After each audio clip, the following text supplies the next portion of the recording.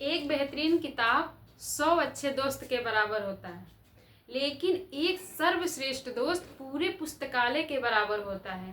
Hello बच्चों, कैसे आप सब? उम्मीद है स्वस्थ होंगे, मस्त होंगे। तो बच्चों, तहे दिल से स्वागत है आप सभी का। बच्चों, आज हम सब पढ़ने वाले हैं प्रेजेंट इंडेफिनिट टेंस। तो इसकी पहचान क्या होती है, चलिए देखते हैं।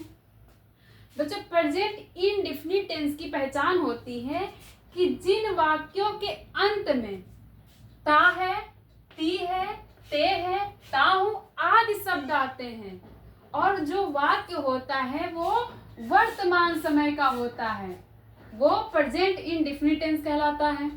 जैसे कोई वाक्य हम बोल रहे हैं, उसके अंत में यानी कि उसके वर्ब में, मुख्य क्रिया में ता है, ती है, ते है आदि शब्द आते हैं और वाक्य जो होगा वो वर्तमान समय का होगा, वो प्रेजेंट इंडेफिनिट टेंस होगा।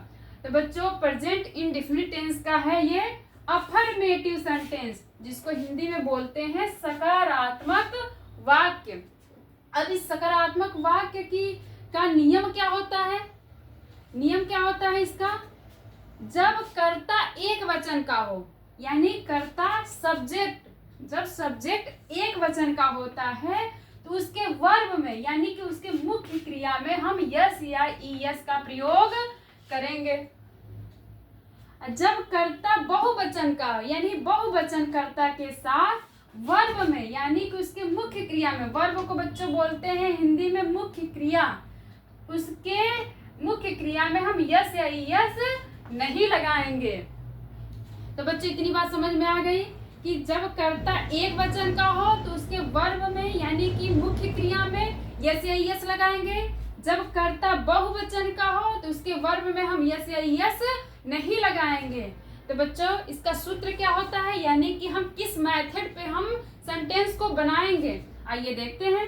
सब्जेक्ट, सबसे पहले हम लिखेंगे सब्जेक्ट यानी कर्ता, फिर लिखेंगे वर्ब का फर्स्ट फॉर्म यानी कि मुख्य क्रिया का फर्स्ट फॉर्म, फिर अगर कर्ता एक वचन का है तो यस या यस लगाएंगे, फिर लिखेंगे ऑब्जेक्ट, फिर कोई टेंस में कोई अन्य शब्द दिया हो तो उसकी स्पेलिंग लिखेंगे। तो बच्चों, चलिए एग्जाम्पल देखते हैं। जैसे पहला एग्जाम्पल है यहाँ पे, सीमा गाना गाती है। अब इसमें बच्चों पहचानेंगे कैसे कि सीमा सब्जेक्ट कहाँ है, वर्ब कहाँ है, ऑब्जेक्ट कहाँ है?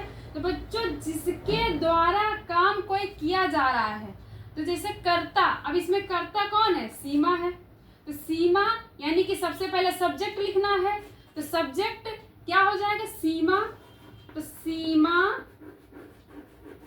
अब क्या दिया है? वर्ब का फर्स्ट फॉर्म। वर्ब क्या है? यानी कि जो मुख्य क्रिया, जो वो क्रिया कर रही है, तो गाती है, तो गाती का स्पेलिंग होता है सिंग, सिंग।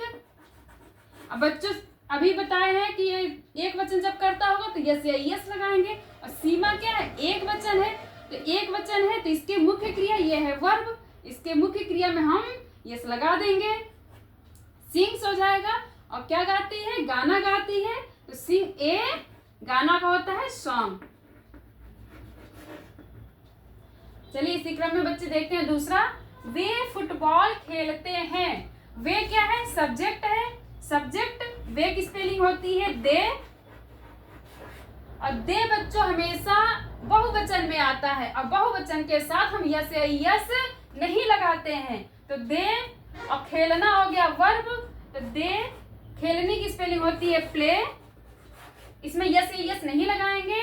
और क्या खेल रहा है? फुटबॉल, यानी कि ऑब्जेक्ट, ऑब्जेक्ट क्या हो जाएगा? फुटबॉल, यानी कि they play the football, football. बच्चों तीसरा क्या है? गाय घास खाती है। गाय घास खाती है, गाय क्या है? सब्जेक्ट है, गाय की स्पेलिंग होती है काऊ, खाती क्या है? सब्जेक्ट हो गया, फिर वर्ब है, वर्ब क्या? फर्स्ट फॉर्म यानी खाना, खाती क्या है? ईट, ईट। और गाय क्या है? एक वचन है, तो इसके ईट में यानी कि वर्ब में हम यस लगा देंगे। और घास, इसके बाद से क्या है? यस लग गया, उसके बाद से ऑब्जेक्ट है यानी कर्म, तो क्या है? ईट द ग्रास, इसके बाद से ऑब्जेक्ट लिखना है तो ग्रास। चौथा क्या है? मैं बाजार जाता हूँ। मैं क्या हो गया, सब्जेक्ट हो गया। जाना क्या हो गया, वर्ब हो गया। अब बाजार क्या हो गया, ऑब्जेक्ट हो गया। तो सबसे पहले सब्जेक्ट है तो आई, और आई बहुवचन में, तो इसमें हम वर्ब का फर्स्ट फॉर्म लिखेंगे। वर्ब का फर्स्ट फॉर्म क्या है, जाना। जाना का होता है गो, और ये आई क्या है, बहुवचन है, इसके लिए हम इसमें यस या यस नहीं लगाएंगे। फिर उसके बाद से ऑब्जेक्ट। ऑब्जेक्ट क्या है, टू मार्केट। मार्केट। तो बच्चों ये था प्रेजेंट इंडेफिनिट का अफर्मेटिव सेंटेंस। उम्मीद है आप सभी को समझ में आ गया होगा। तो बच्चों आशा करती हूँ कि आप सब